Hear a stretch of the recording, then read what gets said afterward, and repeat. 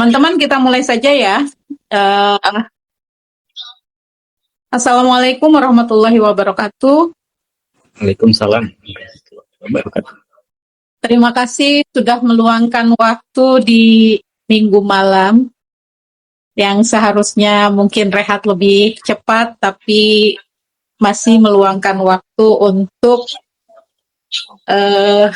bergabung di sini dan kita belajar bersama. Tidak ada seorang manusia satupun yang tidak memiliki luka batin. Bahkan saya pernah dengar Rasulullah pun memiliki luka batin. Hanya Rasulullah dengan kita tentu berbeda, karena Rasulullah adalah manusia pilihan. Sehingga luka batin yang diderita oleh Rasulullah mungkin tidak menyebabkan tidak membekas dan mempengaruhi kehidupan beliau. Sedangkan kita, apakah luka batin bisa berdampak pada kehidupan kita? Hanya teman-teman yang tahu dan yang bisa merasakan. Nah, malam ini kita akan mendengarkan dongeng dari Kang Nando. Kita sebut dongeng dulu ya, karena kalau belum dipraktekkan oleh kita, maka ya itu hanya sebuah kisah gitu, dongeng aja. Tapi ketika kita sudah mempraktekannya, insya Allah itu akan menjadi pengalaman yang berharga buat kita dan menyembuhkan luka batin kita. Nah, sebelum kita mulai, terlebih dahulu seperti biasa kita berdoa, memohon kepada Allah agar diberikan kemudahan dan kelapangan baik hati maupun pikiran, agar apa yang disampaikan oleh Kang Nando bisa kita serap dengan baik dan kita praktekkan dalam kehidupan kita sehari-hari. Berdoa dipersilahkan.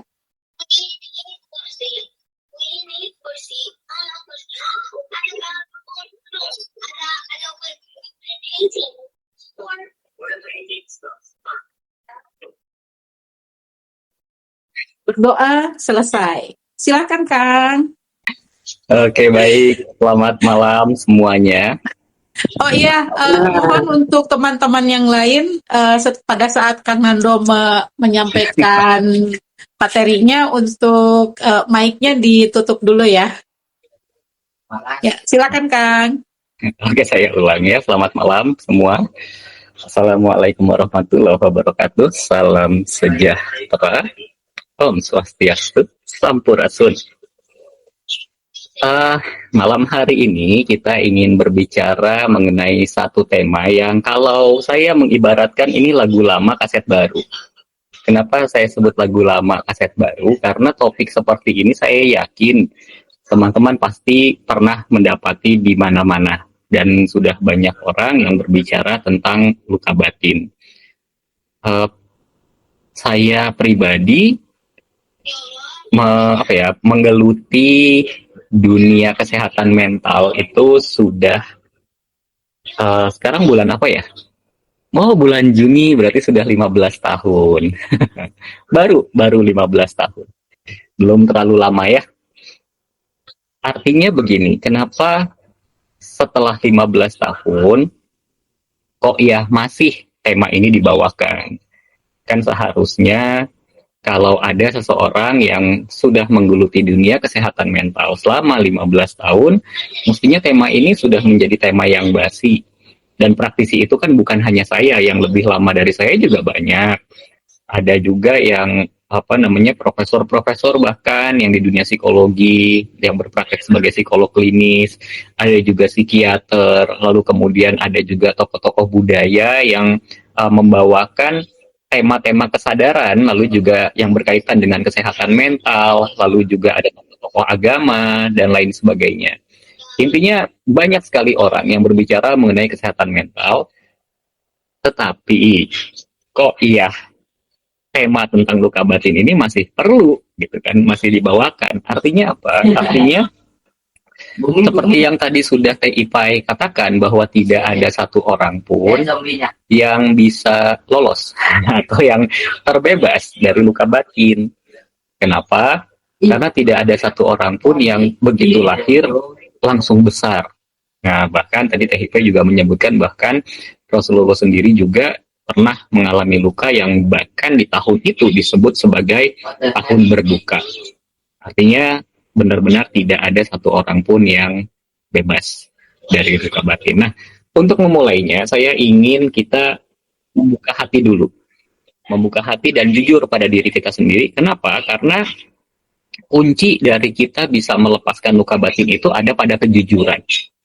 Mungkin kita berat untuk jujur pada orang lain ya, karena biasanya luka-luka tertentu ini juga ada yang diakibatkan oleh satu pengalaman yang barangkali kita nggak mau ingat. Satu pengalaman yang mungkin begitu menyakitkan. Satu pengalaman yang barangkali itu adalah sebuah aib untuk kita. Jadi kita sulit untuk bisa jujur pada orang lain.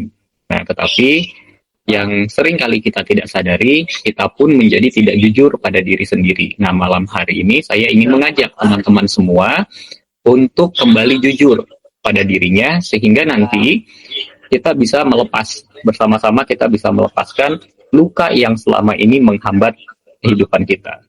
Nah, memulainya untuk kita latihan jujur pada diri sendiri, coba teman-teman renungkan apabila apabila hati kita bisa berbicara saat ini, kira-kira apa ya yang hati kita ingin bicarakan pada kita? Nah, kalau yang mau berbagi boleh ditulis di chat ya, tapi kalau tidak cukup direnungkan saja, cukup disimpan di dalam dirinya sendiri. Ya, mungkin kita berikan waktu ya 1 menit barangkali untuk sama-sama kita merenungkan apabila hati kita bisa bicara saat ini, hati kita ini mau bicara apa? Boleh kalau ada yang mau tulis di chat ya, dan ada juga yang boleh disimpan. Nah, sekali lagi saya minta juga kerjasama dari teman-teman yang lain. Apabila ada yang teman yang menuliskan di chat, tolong jangan keluar dari grup inilah, katakan gitu ya. Jadi jangan dibicarakan. Nah, memang video ini nanti akan saya upload di YouTube, sehingga nanti teman-teman bisa melihat rekamannya di YouTube saya. Nah, tetapi untuk hal-hal yang kita bicarakan yang sekiranya menurut saya itu terkait dengan privasi, itu nanti akan saya hilangkan suaranya sehingga tidak akan tersebar seperti itu. Sudah, yang lainnya sudah ingin menyampaikan kenapa merasa uang itu sulit. Oke. Siap. Di mana? Kalau sudah, tolong saya dikasih tahu ya.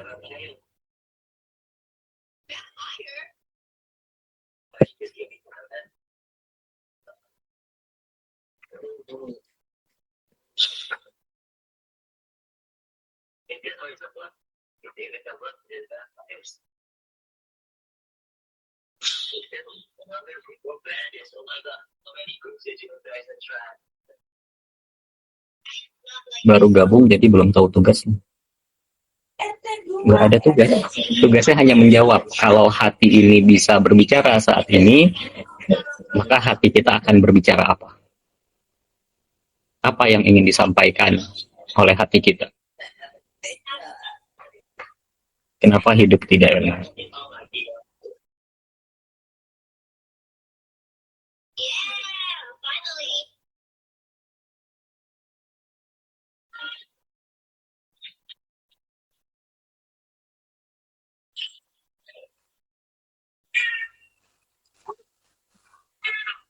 Oke, sudah ada beberapa yang menjawab ya. Nah, ini adalah kita latihan untuk jujur pada diri sendiri. Nah, selanjutnya tentu kita juga perlu membahas apa itu yang disebut dengan luka batin. Secara sederhana, luka batin itu adalah sebuah luka atau sebuah perasaan tidak nyaman yang kita dapatkan dari pengalaman di masa lalu.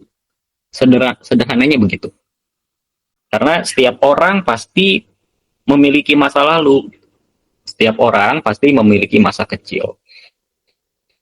Luka batin itu bisa berasal dari pengalaman kita di masa kecil, apakah itu dari orang tua, apakah itu dari teman-teman, apakah itu dari sekolah, gitu ya. Intinya setiap pengalaman yang kita alami di masa kecil itu, ini kan akan akan tersimpan di sistem memori kita dan kemudian dia akan terikat dengan emosi tertentu. Nah, kalau saya menyebutnya ini sebagai memori emosi, karena setiap pengalaman kita pasti melibatkan emosi. Nah, mungkin teman-teman di sini begini, ada yang punya pengalaman mendapatkan hadiah misalnya. Rasanya bagaimana? Wah, rasanya senang sekali ketika mendapatkan hadiah. Nah, artinya pengalaman mendapatkan hadiah dengan rasa senang ketika mendapatkan hadiah itu kan sebetulnya dua hal yang berbeda.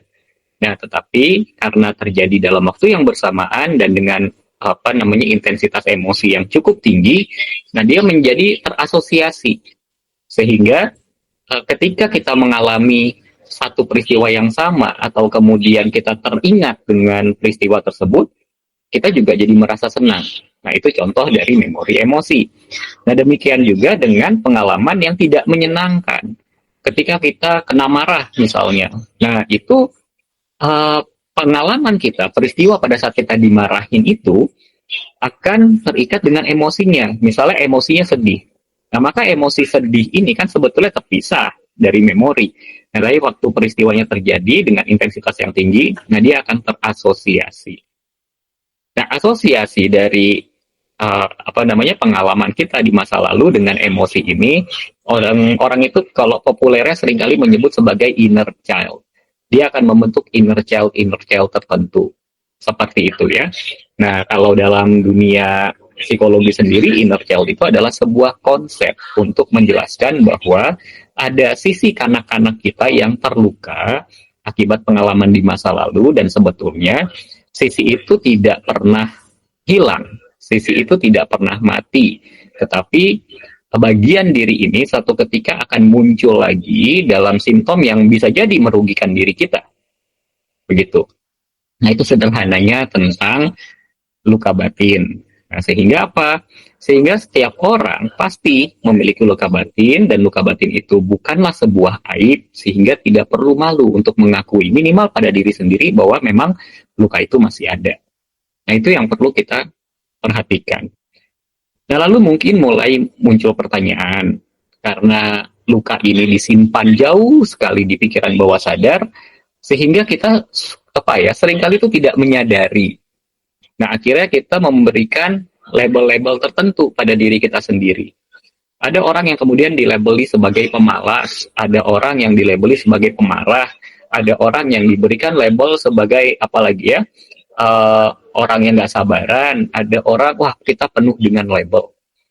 Dan jangan-jangan kita sendiri pun seringkali melabeli diri kita sendiri. Dengan cara apa? Dengan cara kita menyalahkan takdir. Oh, mungkin sudah takdir saya hidupnya susah. Oh, mungkin sudah takdir saya tidak dapat jodoh. Oh, mungkin sudah takdir saya begini dan begitu. Itu semua adalah label. Nah, tetapi saya mau disclaimer, ini bukan berarti saya tidak percaya dengan adanya takdir ya. Bukan seperti itu. Nah, kan tetapi seringkali takdir ini kita gunakan untuk melabeli diri kita. Kan pertanyaannya kita tahu dari mana kalau itu takdir atau bukan. Itu kan kita perlu memahami. Jadi ketika ada orang yang berusaha gagal terus, atau ada orang yang kok ya ditipu terus, apakah itu takdirnya? Kalau itu adalah takdirnya dia, kok ya rasanya Tuhan kejam sekali gitu. Nah, saya melihatnya ini ada sebuah pola yang berulang. Nah, pola yang berulang ini sebetulnya adalah satu bentuk komunikasi dari pikiran bawah sadar kita untuk memberitahu. Jadi sebetulnya pikiran bawah sadar kita, tubuh kita itu begitu sayangnya dengan diri kita, dia ingin memberitahu bahwa ada sesuatu yang perlu kita selesaikan. Nah, maka kita perlu, sebelum kita mengetahui apa sih tanda-tandanya kalau kita masih menyimpan luka batin, kita juga perlu memahami apa akibatnya jika luka batin itu kita tidak selesaikan. Sederhananya begini, kita ini bertindak kita ini berpikir, kita ini bekerja sebetulnya tidak berdasarkan kehendak bebas. Tetapi seperti sebuah komputer, tindakan kita, semua perilaku kita itu didasari oleh program-program yang ada di pikiran bawah sadar kita yang kita bawa dari pengalaman-pengalaman kita di masa lalu. Nah, contoh begini ya, ketika ada orang yang sedikit-sedikit marah, apakah dia memilih untuk marah? Sebetulnya tidak. Itu adalah sebuah respon otomatis dari pikiran bawah sadar yang memiliki sebuah formulasi, jika ini terjadi, jika A terjadi, maka respon saya adalah B. Dan ini terjadi secara otomatis. Nah, pada saat kita menyadari bahwa, ini berasal dari luka saya di masa lalu. Mungkin saya di masa lalu sering diancam, sehingga untuk mengatasi ancaman itu, saya harus marah. Misalnya begitu ya. Nah, maka kita tahu bahwa ketika marahnya atau ketika pengalaman di masa lalunya itu kemudian dilepaskan dari memori emosinya, kita akan punya kemampuan untuk memilih. Jadi pada saat peristiwa A terjadi, sebentar, pilihan saya apa ya? Apakah saya hanya bisa memilih B? Atau sebetulnya saya punya pilihan yang lain? Itu ya. Nah, itu adalah salah satu akibatnya. Tapi kalau kita mau sederhanakan, luka batin kita akan mempengaruhi pemikiran kita, akan mempengaruhi tindakan kita, sehingga pada akhirnya akan memberikan pengaruh yang sangat signifikan di 5 aspek besar kehidupan kita. Apa saja? Yang pertama adalah kesehatan fisik. Ya, luka batin itu seringkali membuat kita mengalami gangguan fisik, yang kalau diperiksa ke dokter, kita akan dinyatakan sehat. Tetapi faktanya gangguan fisik itu ada. Nah, mungkin teman-teman lebih mengenal dengan istilah psikosomatis, begitu ya. Nah, lalu yang kedua, kita akan mengalami gangguan secara emosi. Dan yang ketiga, bisa jadi menyebabkan sebuah gangguan secara finansial. Lalu menyebabkan gangguan hubungan atau relasi. Dan yang kelima, dia akan mempengaruhi aspek spiritual kita. Ya, contoh sederhana. Misalnya, ada seseorang yang didiagnosa sakit keras, misalnya gitu ya. Dan pengobatannya agak sulit dan kemudian membutuhkan waktu panjang dan membutuhkan biaya yang tidak sedikit. Pasti akan terpengaruh di emosinya, dan sudah pasti finansialnya juga terganggu. Nah, kemudian bisa jadi karena emosinya terganggu, finansialnya terganggu, fisiknya juga terganggu, kualitas hubungan mulai terganggu. Nah, kalau sudah begini, kira-kira ketika beribadah itu akan tenang atau tidak? Kemungkinan besar tidak. Nah, inilah pentingnya untuk kita senantiasa terus-menerus untuk melepas luka batin ini. Lalu kemudian, dari mana kita bisa mengetahui bahwa kita masih menyimpan luka batin? Bahwa kita mungkin yang menyaksikan di sini ada yang mengatakan, saya mana ada orang yang mau menyimpan luka batin gitu. Tapi ada sebuah kalimat yang saya rasa cukup bisa mewakili bagaimana seseorang bersikap terhadap luka batinnya. Sayangnya saya lupa siapa yang mengeluarkan kalimat ini ya. Kalau saya tidak salah, Carl Gustav Jung yang mengatakan bahwa seseorang yang memiliki luka batin itu seperti induk singa yang sedang melindungi anaknya. Iya. Jadi seringkali ketika kita memiliki luka batin, itu kita justru melindungi luka itu agar jangan sampai diketahui oleh orang lain. Seperti kita sedang, atau kalau kita ini adalah seekor singa, kita sedang melindungi anak-anak singa itu. Makanya kalau ada orang yang punya luka batin, sangat terlihat dalam kehidupannya, lalu kemudian ada yang memberikan nasihat, biasanya reaksi pertama adalah melawan. Biasanya reaksi pertama itu adalah membantah. Biasanya seperti itu. Kenapa? Kembali lagi, karena selama ini kita sudah tidak berlaku jujur pada diri sendiri. Seperti itu. Nah, kembali lagi, bagaimana kita bisa mengetahui bahwa kita masih menyimpan luka batin? Banyak orang yang mengatakan bahwa trauma atau luka batin itu disimpan di dalam pikiran.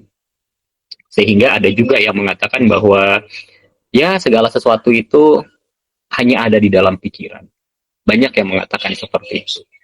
Akan tetapi, Sebetulnya pada saat kita mengalami peristiwa yang tidak menyenangkan, pengalaman-pengalaman itu disimpan di tubuh kita.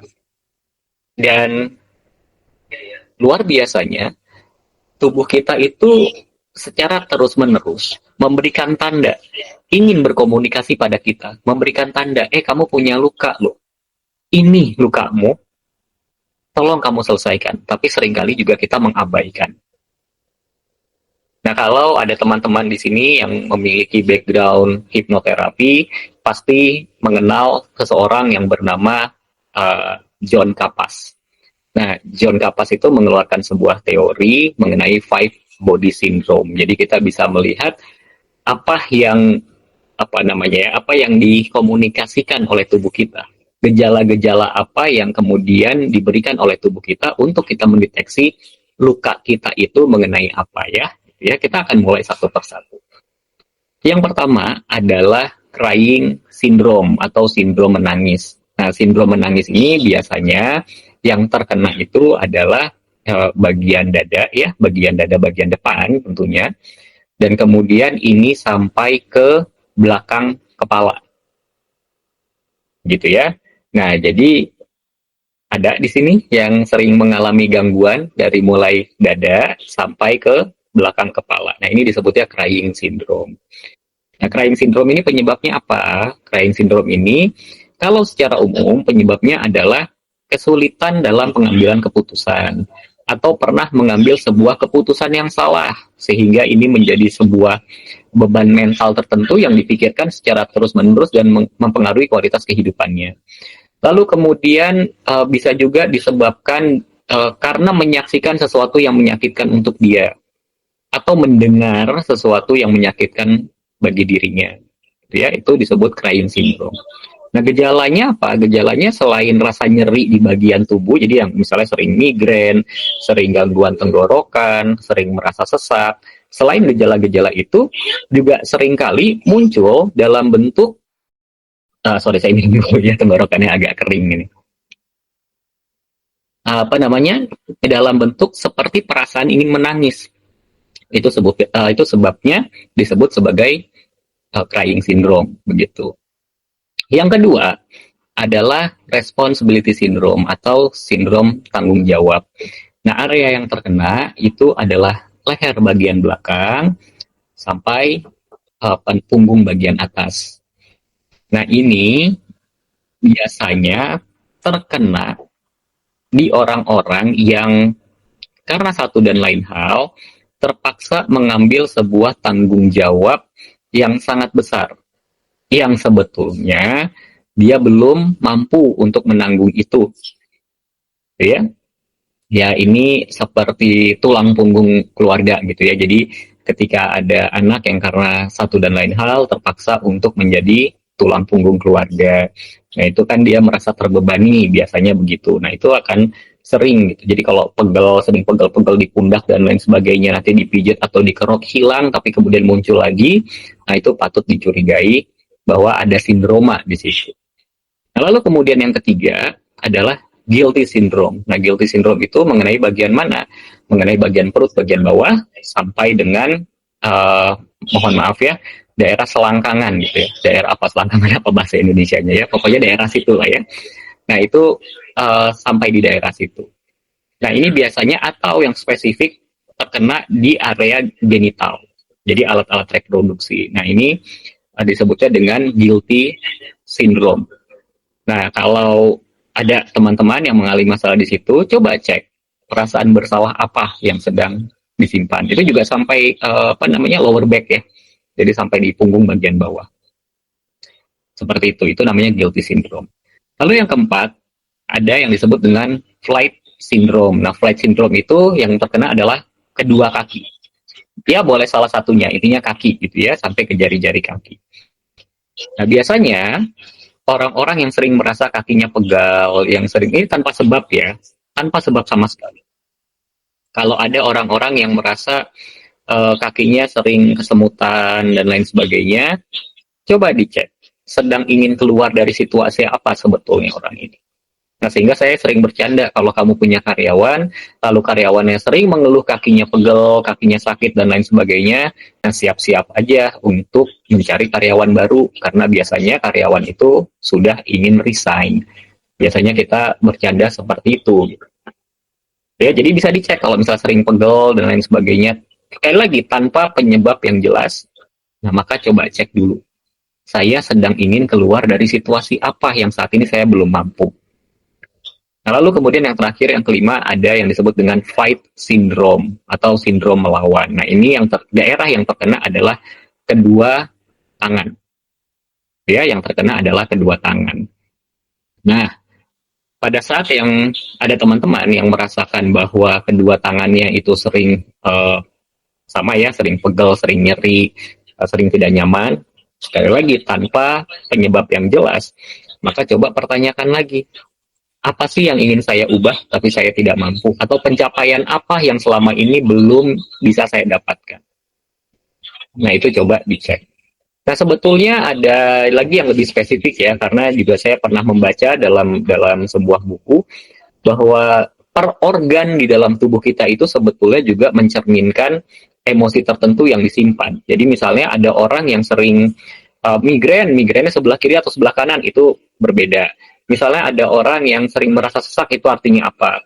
Ada orang yang sering sakit tenggorokan atau sariawan, itu artinya apa? Itu bisa lagi diterjemahkan. Nah, tetapi yang paling mudah untuk kita cek adalah menggunakan five body syndrome tadi, karena hanya 5 gitu ya. Kalau nanti, aduh banyak banget. Biasanya kalau kelas praktisi ini akan diajarkan untuk mengecek itu, sehingga pada saat ada klien yang datang, kita bisa tanya, kamu ada keluhan fisik nggak yang kamu sudah ke dokter tapi misalnya tidak ditemukan penyebabnya. Misalnya kliennya bilang, oh saya sering mengalami ini. Nah, kita sudah bisa menebak kira-kira orang ini punya trauma apa. Begitu. Jadi ini bukan persoalan nujum ya, bukan persoalan bahwa wah kalau praktisi itu pasti sakit, enggak gitu, karena memang semuanya sudah ada keilmuannya yang kita bisa cek gitu. Oh, kalau bagian tubuh ini yang terkena berarti masalahnya apa. Seperti itu ya.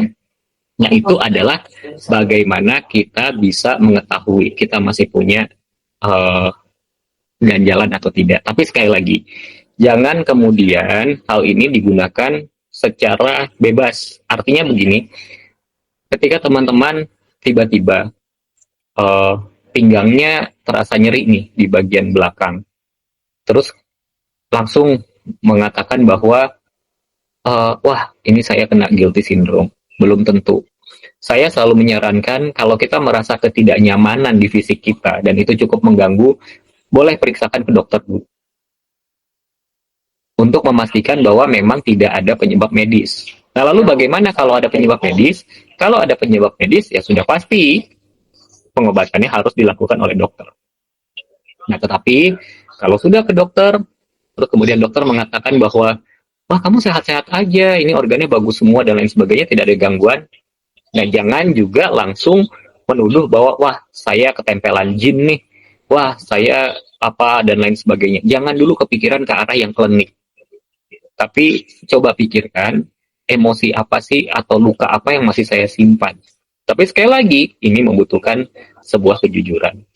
Nah, sampai di sini saya ingin mengajak teman-teman semua untuk yuk kita lakukan scanning gitu. Kita latihan untuk melakukan scanning.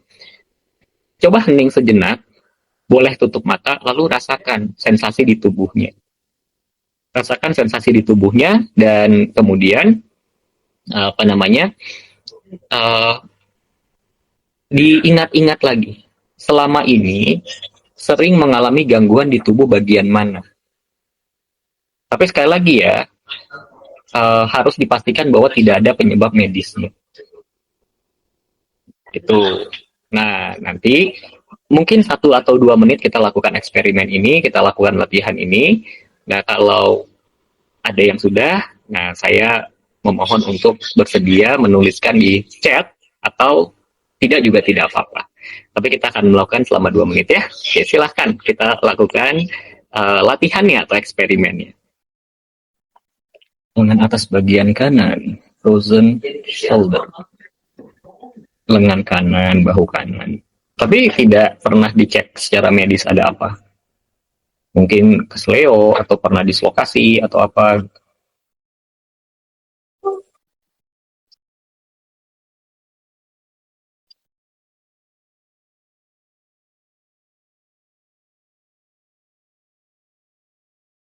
Nah, ini saya kasih sebuah bocoran. Ketika yang terkena adalah tubuh bagian kanan, oh oke, kalau ada robekan di otot itu tidak termasuk sih ya. Kalau memang ada robekan di otot berarti kan karena penyebabnya itu karena robekannya. Oke. Jadi kalau kayak seperti Bu Latifah yang sering mengalami gangguan di bahu kanan ya, tapi ternyata ada sobekan di ototnya, ini kan berarti ada penyebab medis yang jelas.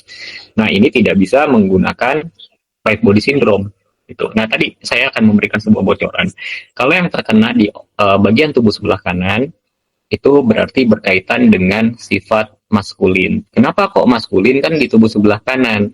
Ya karena ada anggapan bahwa tubuh sebelah kanan itu dikendalikannya oleh otak kiri. Gitu. Nah, jadi apa namanya? Kalau yang terkena tubuh sebelah kanan itu biasanya berkaitan dengan sifat-sifat maskulin. Nah, kalau di tubuh sebelah kiri itu biasanya yang berkaitan dengan sifat-sifat yang feminin. Nah, jadi misalnya ada yang mengalami, aduh, saya sering tidak nyaman di lengan kiri nih, gitu ya. Nah, berarti kita bisa melihat, kalau saya sih biasanya ingin mengubah apa atau pencapaiannya apa dan lain sebagainya yang berkaitan dengan sifat-sifat yang feminin. Jadi contoh misalnya ada ada bapak-bapak nih yang kemudian dia mengalami satu gangguan di telinga. Telinganya sebelah mana? Oh, telinganya di sebelah kiri itu gitu. Nah, biasanya saya suka nanya, Pak sering diomelin sama ibu atau apa namanya gimana gitu. Nah, biasanya saya suka tanya seperti itu. Sudah semua ya? Oke, karena sudah semua, maka agar kita nanti bisa berdiskusi enak, saya akan masuk dulu ke bagaimana kita bisa melepas luka batin. Tetapi saya mau disclaimer bahwa langkah yang akan saya bagikan pada hari ini itu untuk melepas luka-luka yang baru. Baru itu berapa lama ya? Mungkin dalam rentang 1 tahun terakhir dan intensitasnya tidak terlalu tinggi. Saya tidak menyarankan untuk menggunakan teknik ini atau menggunakan cara ini untuk mengatasi luka batin yang terjadinya sudah lama sekali di masa lalu dengan intensitas emosi yang besar. Kenapa? Karena pada saat kita mengakses, ini seperti membuka kotak Pandora. Pada saat kita mengakses luka, itu seperti membuka kotak Pandora. Semakin jauh kita menelusuri ke masa lalu, maka semakin banyak kemungkinan luka-luka yang terbuka dan itu bisa saja naik ke permukaan secara bersamaan. Nah, ini kalau dilakukan sendiri bisa ada resiko. Jadi sekali lagi ya, saya ingin disclaimer, tolong jangan menggunakan teknik ini untuk luka yang sudah terlalu lama dan dengan intensitas emosi yang tinggi. Nah, kalau lukanya yang setahun terakhir tapi intensitas emosinya tinggi, bagaimana? Saya tidak menyarankan untuk menggunakan itu. Saya menyarankan untuk teman-teman menemui praktisi gitu ya untuk berkonsultasi. Supaya ini aman, supaya jangan sampai terjadi hal-hal yang tidak diinginkan. Nah, jadi yang akan saya bagikan ini khusus untuk sekali lagi ya, luka-luka yang tidak besar lah. Begitu ya, luka-luka yang ya mungkin digosipin teman atau apa yang sifatnya seperti itu. Begitu ya, itu perjanjian. Sebetulnya langkahnya sangat sederhana. Langkah pertama yang perlu teman-teman lakukan adalah yang tadi sudah kita latih. Jadi, lakukan scanning dulu. Oke, tubuh saya itu seringnya luka di sebelah apa? Seringnya mengalami gangguan di sebelah mana? Tapi sekali lagi, tolong jangan gunakan ini untuk sesuatu yang ada penyebab medisnya atau untuk sesuatu yang baru teman-teman alami. Contoh misalnya, tiba-tiba ada yang merasa, aduh dada sebelah kiri kok nyeri ya gitu. Terus, wah berarti apa kata Coach Nando itu? Kalau dada sebelah kiri nyeri berarti berkaitan dengan hal-hal yang sifatnya hal feminin. Lalu kemudian di dada itu berarti ada sindrom pengabaian. Berarti saya selama ini pernah diabaikan dan lain sebagainya. Padahal bisa jadi itu sedang ada gangguan di jantungnya. Nah, kalau itu dilakukan, nyerinya hilang nggak? Bisa saja nyerinya hilang, tetapi kan jantungnya tidak serta-merta jadi sehat. Nah, itu sebabnya perlu untuk memeriksakan ke dokter dulu. Karena ketika kita memiliki sebuah gangguan di fisik kita, maka bisa jadi rasa tidak nyaman atau nyeri yang muncul itu adalah alarm. Jadi alarmnya jangan dimatiin. Pastikan dulu. Nah, tapi ketika alarmnya bunyi terus, tapi tidak ada penyebabnya, nah ini kan berarti ada sesuatu yang korslet di situ yang harus kita perbaiki. Ya sama seperti rumah lah. Kalau rumah kita pasangin alarm, tiba-tiba alarmnya bunyi, tapi tidak ada orang yang mencongkel, tidak ada orang yang lewat. Nah, kan kita perlu waspada. Nih jangan-jangan alarmnya ada yang korslet nih. Nah, ini harus diperbaiki. Itu ya. Nah, itu perjanjiannya. Jadi langkah pertama, lakukan scanning. Lakukan scanning itu menggunakan 5 body syndrome. Nah, caranya bagaimana? Duduk yang tenang. Saya selalu menyarankan setiap sesi atau setiap momen di mana teman-teman ingin mengakses dirinya sendiri, tolong lakukan itu secara sakral. Jadi jangan sembarangan lah. Jangan misalnya ya sambil di WC atau misalnya sambil ngapain dan lain sebagainya. Tolong jangan. Tolong berikan waktu spesifik, waktu khusus untuk dirinya sendiri untuk mengakses. Begitu ya. Nah, setelah itu sudah diakses. Lalu kemudian sadari keberadaannya. Misalnya, waduh saya sering nyeri di punggung sebelah kiri, misalnya gitu ya. Sadari, fokus ke punggung sebelah kiri, sambil mengatakan, saya mengakui bahwa luka ini masih ada, dan saya ingin mengetahui apa yang bagian diri ini ingin sampaikan kepada saya. Jangan dijawab. Ya, jadi teman-teman jangan dijawab. Jadi ketika tugas kita adalah bertanya, jangan kemudian begini. Saya menyadari bahwa luka ini masih ada. Ya kayaknya ini gara-gara si ini sih dulu karena ini sih. Jangan seperti itu. Jadi tugas teman-teman hanya mengatakan di dalam hati, saya mengakui bahwa luka ini masih ada dan saya ingin berkomunikasi untuk mendengarkan apa yang bagian diri ini ingin sampaikan kepada saya. Lalu hening aja. Nah, biasanya nanti akan ada seperti kelebatan gitu ya, atau gambar-gambar yang muncul atau suara yang muncul. Itu bukan halusinasi, tetapi itu adalah bawah sadar yang sedang memberitahu, oh luka ini karena apa. Itu dulu. Ya. Nah, kalau sudah Ulang lagi Kang tadi yang pertanyaan buat diri sendirinya itu. kan ada di rekaman nanti. Saya nulis soalnya. Oke. Pertanyaan buat diri sendiri itu gini. Ini setelah kita latihan kan, bukan yang awal kan? Yang saya mengakui bahwa luka ini masih ada dan saya ingin bahwa luka ini masih ada dan saya ingin berkomunikasi agar saya mengetahui apa yang bagian diri ini ingin sampaikan pada saya. Gitu. Nah, setelah itu hening. Jangan dijawab. Jangan sampai muncul, wah kayaknya gara-gara si ini. Wah, ini si ini. Jangan. Itu sudah melogikakan berarti. Kita tidak mau menggunakan logika. Kita mau mengakses rasa. Ya, nah jadi setelah ditanya, hening. Sampai muncul jawabannya. Kalau nggak muncul gimana? Ya nanti lakukan lagi. Berarti pikiran bawah sadarnya belum mau untuk berkomunikasi. Ya. Nah, kalau sudah muncul nih, kemudian rasakan. Jadi kalau bisa pertahankan. Pertahankan, latihannya gini, pertahankan sampai 3 tarikan nafas.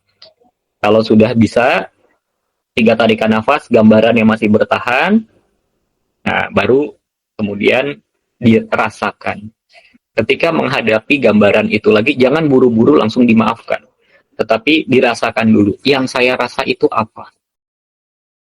Dirasakan dulu.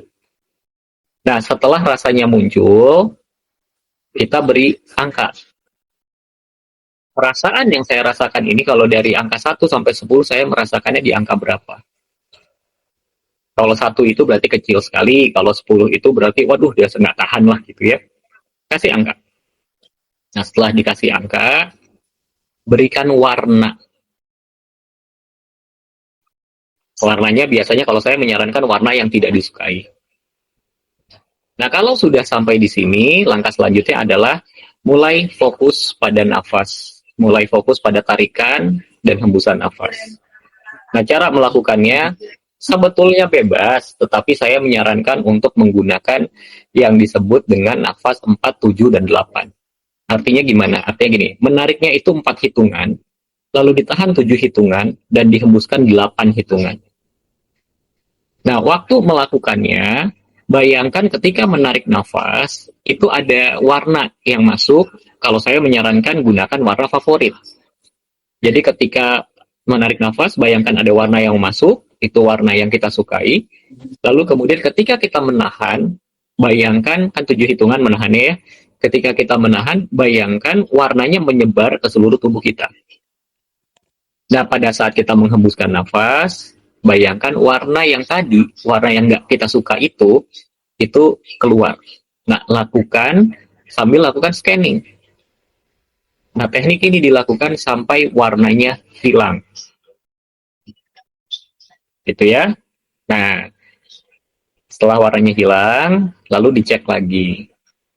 Munculkan lagi gambarannya, lalu cek apa yang dirasakan. Nah, ini butuh kejujuran pada diri sendiri. Kalau masih ada, di skala berapa? Kalau tadi, misalnya tadinya 7, sekarang jadi berapa? Kalau sudah 0, berarti sudah selesai. Gitu ya. Nah, itu langkah yang kita lakukan untuk melepas luka kita. Tapi sekali lagi, ini jangan digunakan untuk trauma-trauma besar. Jangan digunakan untuk luka yang sudah lama, dendam kesumat, dan lain sebagainya. Jangan gunakan untuk itu, karena ada potensi-potensi yang bisa membahayakan terjadi. Nah, kalau teman-teman kemudian merasakan sepertinya saya punya luka yang diakibatkan karena pengkhianatan, karena ditinggalkan, dan lain sebagainya, saya menyarankan untuk bertemu dengan praktisi. Begitu ya.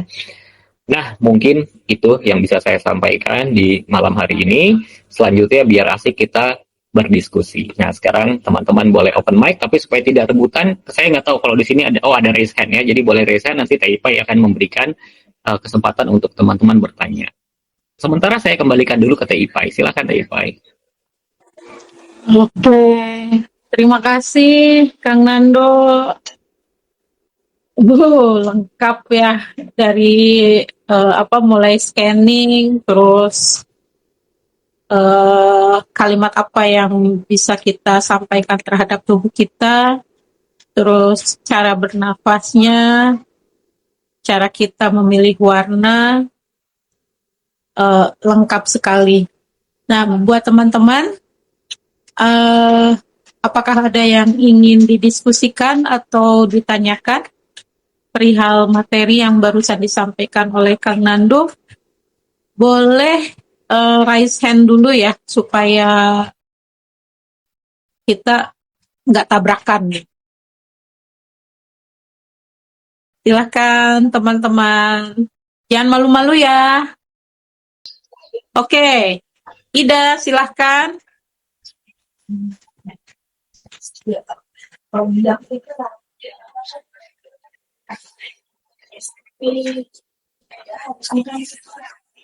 Ida, tadi raise hand, monggo.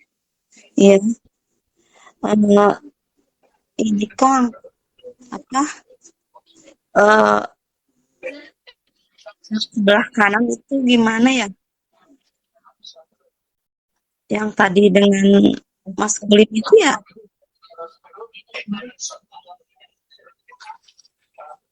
Gimana Bu Ida? Suaranya hilang? Kendalanya itu kerasanya di pundak sebelah kanan tuh. Pundaknya pundak sebelah kanan. Ya. Terus? Hampir ke belikat, Kang. Hampir ke belikat. Tapi tidak ada penyebab medis. Dicek sih enggak ada gitu, kayak kolesterol atau apa, enggak ada. Salah dislokasi atau luka di ototnya atau apa, nggak ada juga? Nggak ada sih, Kang. Nah, kalau memang secara medis bersih, nggak ada apa-apa, artinya tidak ada cedera, tidak ada bekas jatuh, tidak sedang misalnya salah posisi ketika mengangkat barang atau apa ya, pokoknya tidak ada penyebab medis. Tadi kan kuncinya gini, kalau di sebelah kanan berarti berkaitan dengan hal-hal yang sifatnya apa? Maskulin Maskulin. ya. Nah, lalu letaknya ada di mana? Oh, letaknya ada di pundak. Nah, ketika ada di pundak, itu kan berarti masuknya responsibility syndrome atau sindrom tanggung jawab. Nah, ini kan seperti sedang apa ya namanya, sedang diberikan tanggung jawab yang oleh bawah sadarnya itu dianggap bahwa saya tuh sebenarnya nggak mampu untuk menanggung ini gitu ya, atau tidak kuat untuk menanggung ini, berkaitan dengan hal yang sifatnya maskulin. Nah, jadi biasanya kalau dalam konteks terapi saya akan bertanya hubungan dengan suami gimana. Kalau kliennya perempuan ya, hubungan dengan suami gimana. Lalu kemudian apa namanya, kondisi keuangan lagi seperti apa, kondisi pekerjaan lagi seperti apa. Nah, kenapa? Karena hal-hal yang saya tanyakan ini sifatnya adalah sifat-sifat yang maskulin. Nah, seandainya klien menjawab bahwa, oh saya hubungan dengan suami baik-baik aja, maka saya akan bertanya lagi, hubungan dengan ayahnya bagaimana? Baik-baik aja, punya kakak laki-laki enggak? Oh punya, hubungannya gimana? Punya adik laki-laki enggak? Punya, hubungannya gimana? Punya teman dekat laki-laki, punya, hubungannya gimana? Nah, baru ketika yang berkaitan dengan manusia ini tidak ada, baru kemudian biasanya saya tanya kondisi pekerjaannya lagi bagaimana, kondisi kondisi keuangannya lagi seperti apa gitu. Gitu. Jadi tadi ya, tanda-tanda bahwa masih ada luka yang kita simpan adalah ketika kita masih bukan ketika kita ingin mengingat, tetapi masih teringat. Kalau mengingat itu kan berarti kita dengan sengaja mengingat, karena pada dasarnya otak kita tidak didesain untuk bisa lupa. Jadi apapun yang kita mau ingat, kita pasti bisa ingat. Hanya memang ada beberapa orang yang mungkin kemampuannya belum terasah untuk bisa dengan sengaja mengingat gitu ya. Nah, kalau misalnya di sini ada yang hipnoterapis, karena tadi saya kalau nggak salah melihat ada yang di belakang namanya ada IHC gitu ya. IHC itu kan salah satu organisasi dalam hipnoterapi gitu. Nah, ini biasanya ada teknik dalam hipnoterapi yang bisa membantu seseorang untuk menggali ingatan-ingatan yang sudah lampau sekalipun. Artinya gini, kita tidak didesain untuk lupa. Nah, berbeda dengan teringat. Kalau teringat itu artinya tidak kita sengaja, muncul dengan sendirinya. Nah, artinya bawah sadar itu sedang memberikan sebuah pesan bahwa ini ada yang belum selesai. Karena segala sesuatu yang sudah selesai, kita tidak akan teringat lagi. Walaupun masih bisa mengingatnya, tetapi sudah tidak akan teringat lagi gitu ya. Nah, kenapa saya bertanya? Karena gini, seiring dengan berjalannya waktu, seiring dengan kita bertambah usia, itu kan juga selayaknya kedewasaan juga semakin meningkat. Sehingga muncullah sebuah sisi bijaksana di dalam diri kita yang akan mengatakan bahwa, oh ini tuh cuma miskom, oh ini cuma kesalahpahaman. Nah, tetapi akar sebenarnya ya belum selesai. Nah, ini yang perlu diselesaikan. Ayo, Taipai. Saya ngapain? Ada Ya, lagi yang mau saya kembalikan ditanyakan? sebagai moderator. Ada lagi yang ingin ditanyakan atau meminta saran dari Kang Nando atau didiskusikan? Monggo, mangga silahkan. Tenang aja ya, karena sesuatu hal yang pribadi yang kita yang disampaikan di sini akan di privacy oleh Kang Nando. Meskipun ada rekaman, tapi sesuatu hal yang sifatnya privacy tidak akan di-share ke publik. Oh iya nih Kang, saya mumpung lagi inget nih. Katanya nih, ini katanya ya, karena saya sendiri belum pernah mengalami. Orang-orang yang sudah berkesadaran tinggi itu nggak perlu dihipnotis ya Kang? Nggak mempan dihipnotis katanya. Oh, oke. Karena gini, tidak perlu sama tidak bisa itu kan dua hal yang beda. Itu prinsip dasarnya gini. Prinsip dasar dari hipnosis itu sendiri justru ketika orangnya memiliki kesadaran semakin tinggi, itu akan semakin mudah untuk dihipnosis. Jadi omong kosong ketika ada orang yang mengatakan, oh level kesadaran saya sudah di ini, Ya meskipun saya juga tidak percaya bahwa kesadaran itu ada levelnya. Nah, tetapi untuk memudahkan, oke lah kita gunakan level gitu ya. Ketika ada yang mengatakan bahwa level kesadaran saya di sini berarti saya sudah tidak bisa lagi dihipnosis, itu omong kosong. Karena faktanya begini, hipnosis itu adalah sebuah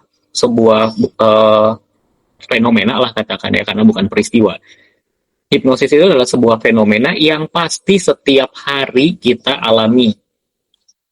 Coba saya mau tanya, kira-kira Teh Ipay kenal secara personal nggak dengan orang yang mengatakan itu? Kenal.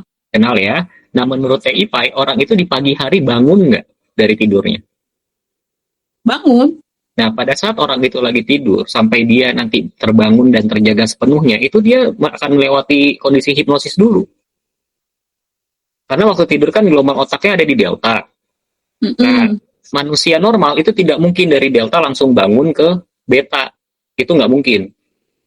Pasti akan melewati theta dulu. Nah, theta itu kan gelombang otak hipnosis. Kecuali kalau orang yang katakanlah ya berkesadaran tinggi terus kemudian udah nggak tidur-tidur lagi seumur hidupnya gitu. Nah, itu mungkin. Itu mungkin. Nah, itu yang sederhana gitu ya. Lalu kemudian berapa banyak orang yang mau kesadarannya selevel setinggi apapun, pasti akan ada momen di mana dia bertemu dengan seseorang, dia ingat orang itu siapa, dia tahu orang itu dia kenal, tapi dia lupa namanya. Saya sering tuh kayak gitu tuh.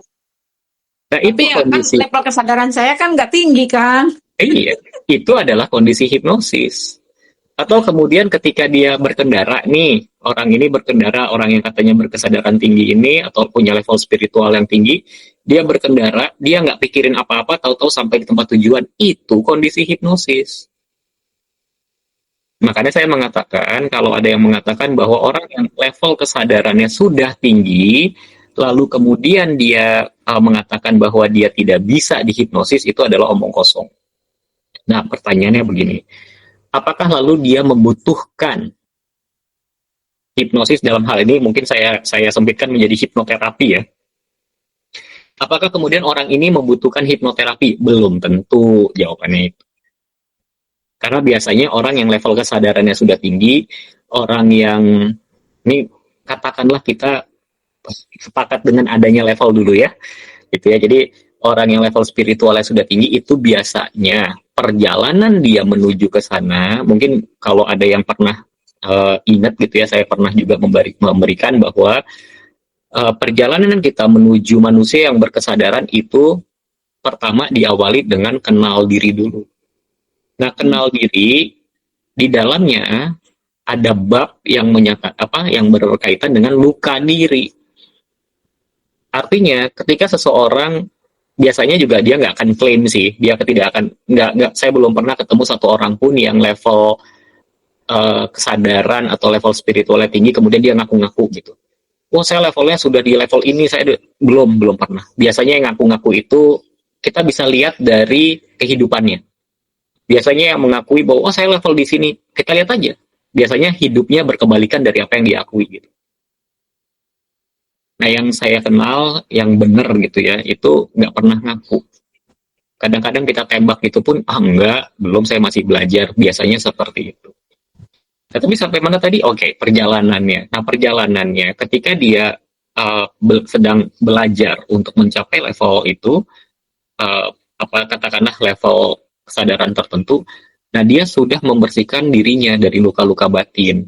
Nah, pertanyaannya, kalau dia senantiasa dan dia menguasai teknik tertentu untuk membersihkan dirinya setiap hari dia lakukan, ya terus buat apa hipnoterapi buat dia gitu?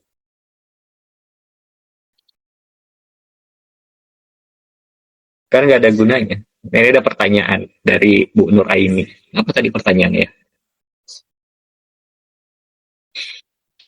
Kalau ada gangguan, tapi dia tidak mau dihipnoterapi, apa bisa sembuh? Bisa.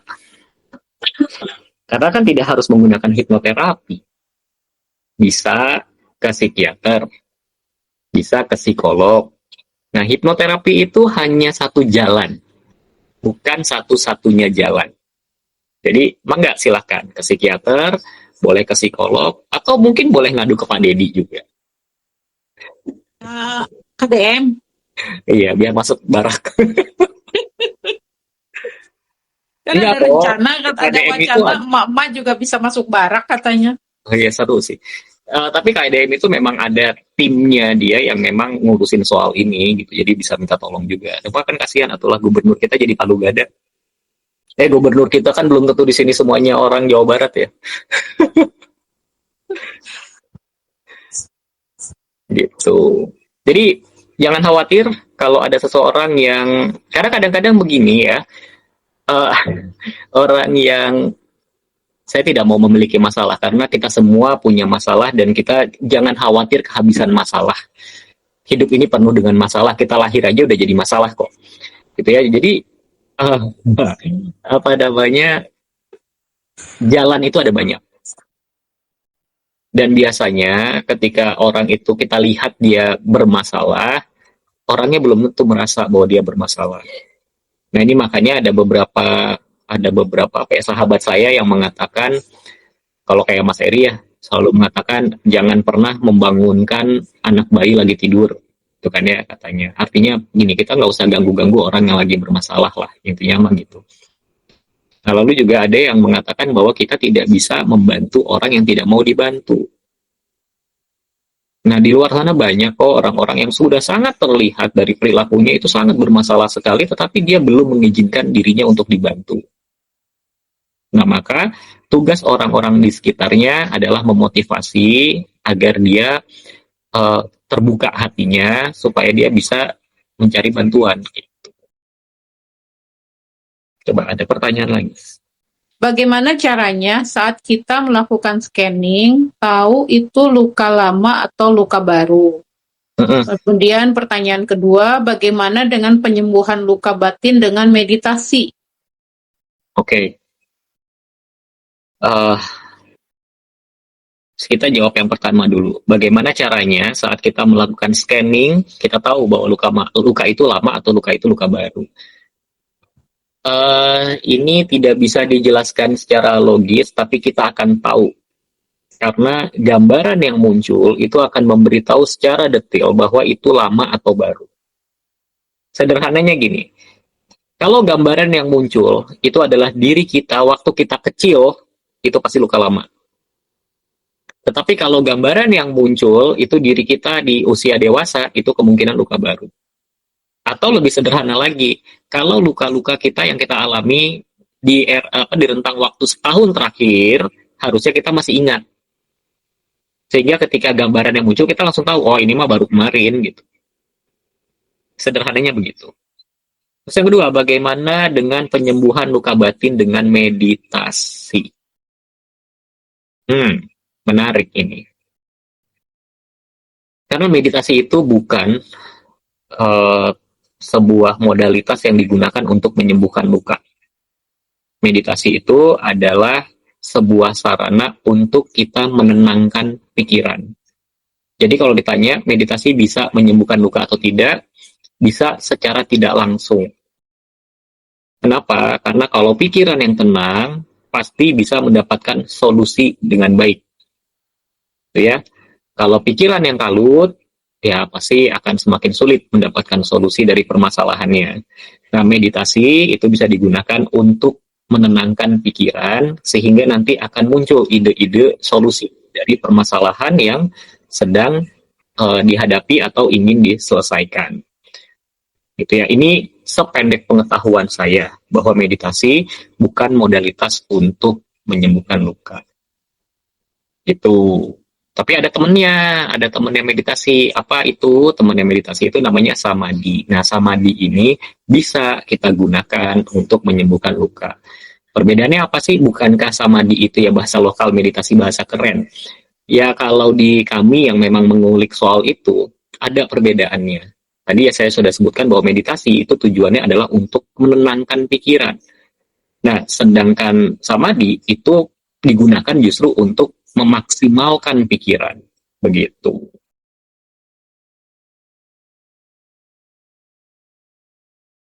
Tapi ada kok, iya memang ada kan, saya tidak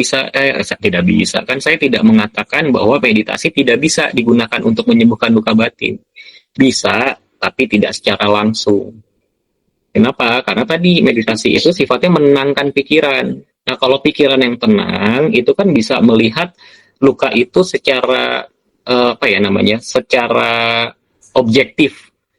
Jadi tidak melihat luka itu secara subjektif lagi. Artinya ketika kita rajin melakukan meditasi, pikiran kita tenang, gelombang otak kita dalam keadaan yang tenang, kita juga melihat luka itu dalam kondisi yang tenang. Sehingga apa? Sehingga pada saat melihat luka itu kita tidak lagi apa namanya ya? Kita tidak lagi terganggu dengan si emosinya gitu.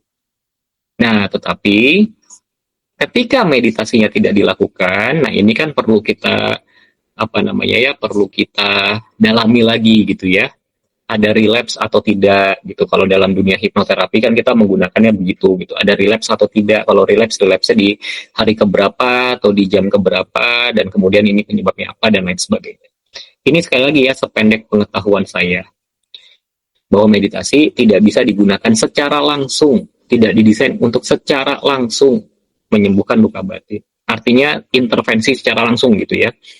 Nah, tapi ada juga tanda kutip pengobatan yang sifatnya non-invasif. Kalau non-invasif itu artinya apa?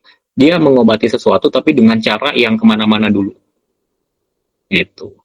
Dan biasanya praktisi meditasi yang menggunakan apa namanya yang bisa membantu menyembuhkan luka batin, dia akan menggunakan yang disebut dengan guided meditation. Nah, guided meditation itu teknik yang mirip dengan guided imagery dalam hipnoterapi gitu. Jadi sebetulnya ada unsur hipnosis yang dia masukin ke situ. Gitu.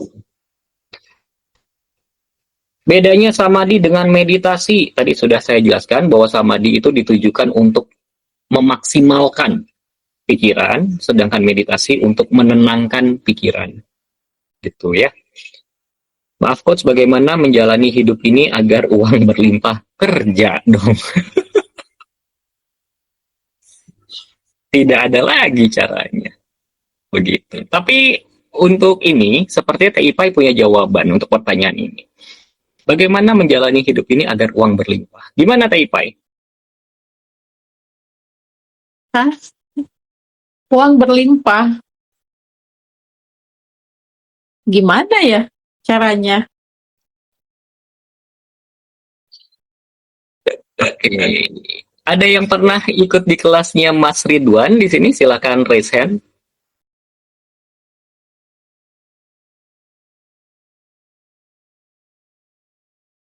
Wow, tidak ada ya. Oke, saya jawab aja ya. Gini.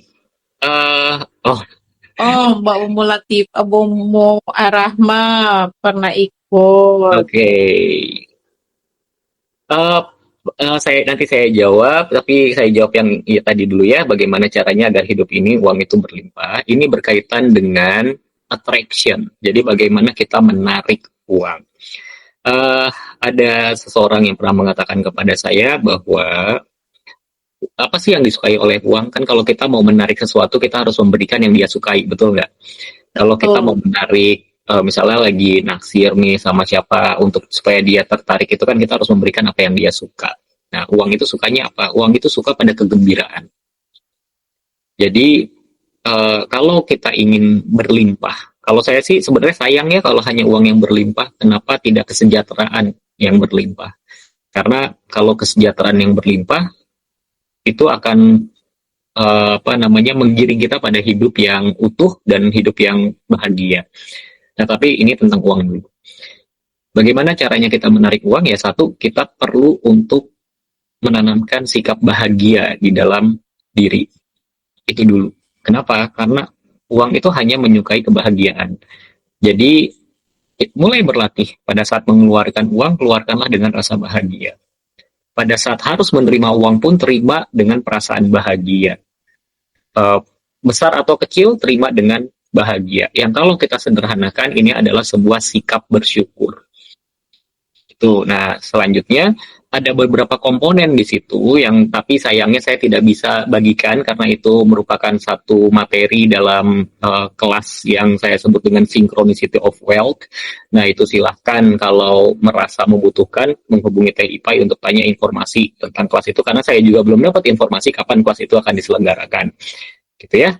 Nah, jadi boleh ditanyakan ke TIPA, itu nanti kita akan bahas, akan digali sedalam-dalamnya, faktor-faktor apa saja sih yang menghambat kita dari keberlimpahan gitu. Tapi memang saya nggak spesifik ngomongin soal uang gitu, karena ya uang itu hanya satu faktor kecil dari serangkaian yang disebut dengan keberlimpahan begitu.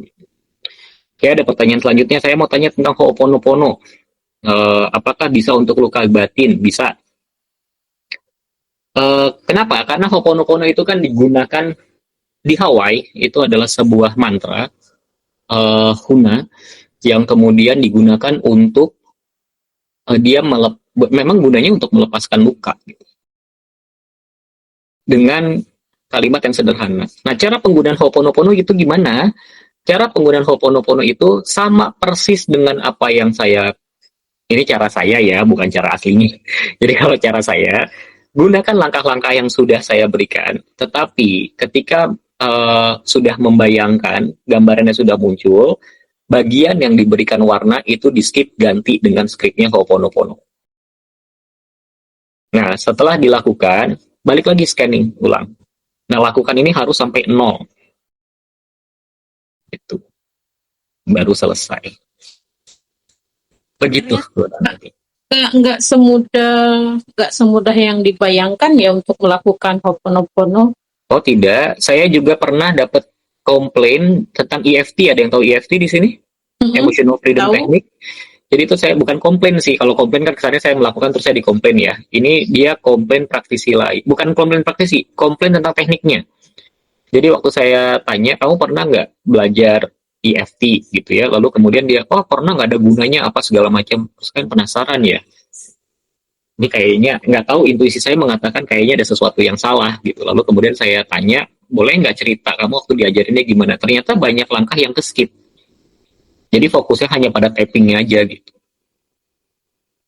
Nah, waktu saya perbaiki, coba kamu lakukan dengan cara yang begini. Cobain aja dulu langsung di depan saya gitu. Waktu dia cobain, oh iya bener ya gitu. Terjadi perubahan di situ. Nah, itu orang yang sudah skeptis terhadap EFT. Ternyata karena penjelasannya yang salah. Nah, memang saya harus mengakui sih bahwa di luar sana itu banyak yang melabeli dirinya sebagai praktisi, tapi fokusnya itu langsung ke praktika, bukan ke menjalin hubungan. Nah, ini kan kita penting untuk ketika saya mengatakan praktisi ini bukan hanya praktisi EFT atau hipnoterapi ya, sales juga sering gitu kan. Sales itu kan banyak yang pokoknya fokusnya ke jualan aja gitu. Dia tidak fokus pada apa namanya menjalin hubungan dengan prospeknya gitu. Nah, ini yang penting. Sengaja. Iya. Jadi langsung ke hasil, bukan proses yang Iya. dibangun dulu. Gitu. Nah, sedangkan kalau kayak EFT itu kan orang yang berpikiran kritis itu akan tanya gitu bahwa ini kita orang digini-giniin bisa sembuh, apa hubungannya gitu. Nah, itu kan perlu ada, memang tidak perlu dijelaskan ini kaidahnya gimana dan lain sebagainya, itu terlalu jelimet lah ya. Nah, tapi kita perlu sesuatu yang sekali lagi ya, orang itu suka dengan segala sesuatu yang bisa dia ukur. Gitu. Jadi kalau dia langsung diberikan bukti nyata saat itu, oke, sekarang nilainya berapa, setelah itu kamu nilainya berapa. Nah, dia itu otaknya, sistem limbiknya itu akan bekerja gitu, akan langsung, oh iya ya, saya ada perubahan dan lain sebagainya gitu.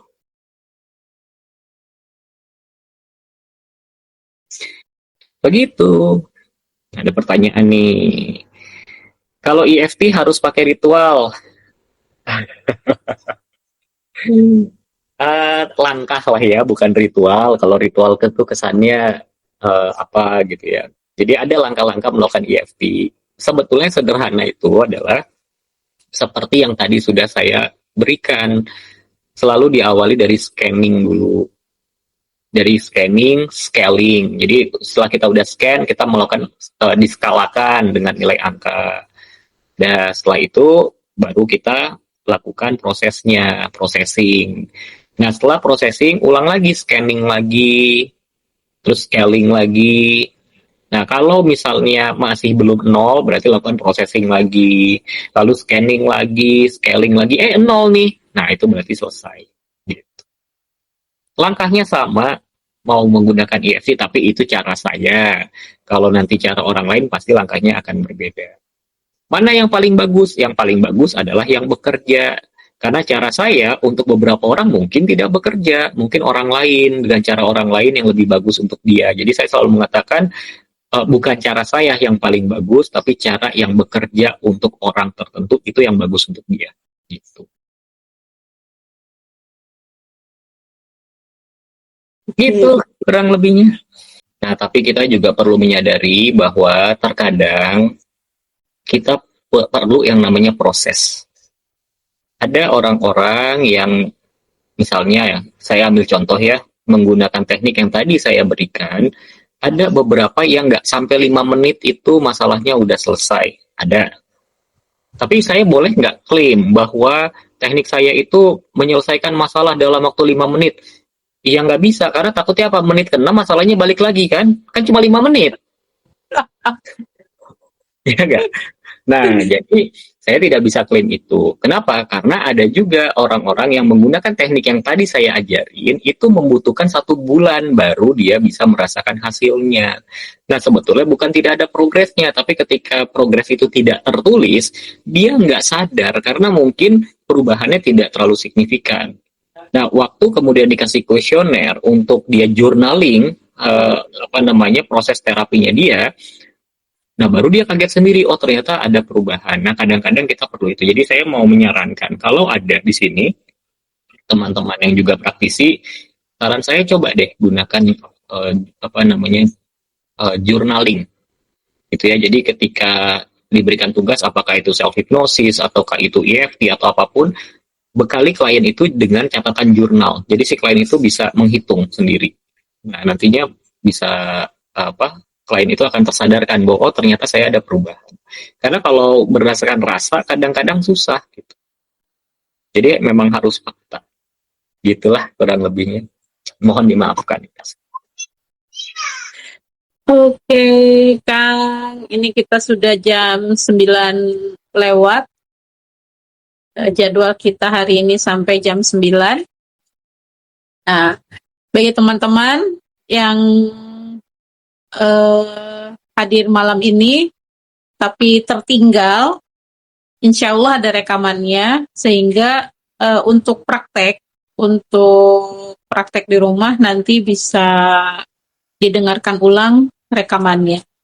Bukan hanya didengarkan kali ya, sambil ditonton gitu.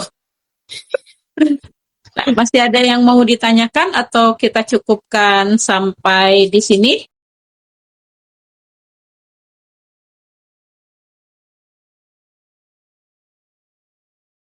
Cukup sepertinya, besok hari Senin deh. Iya, besok hari Senin, Monday. Oke, terima kasih banyak atas kehadiran teman-teman malam ini. Semoga bermanfaat dan bisa diaplikasikan dalam kehidupan sehari-hari, bisa melepaskan luka batin teman-teman semua, sehingga bisa merasakan ketenangan dan kedamaian dalam menjalani kehidupan yang sudah Allah berikan pada kita semua. Mungkin itu saja. Selamat beristirahat dan selamat bekerja bagi yang bekerja besok pagi, yang kuliah juga silakan selamat berkuliah, selamat mengajar, dan selamat yang lainnya.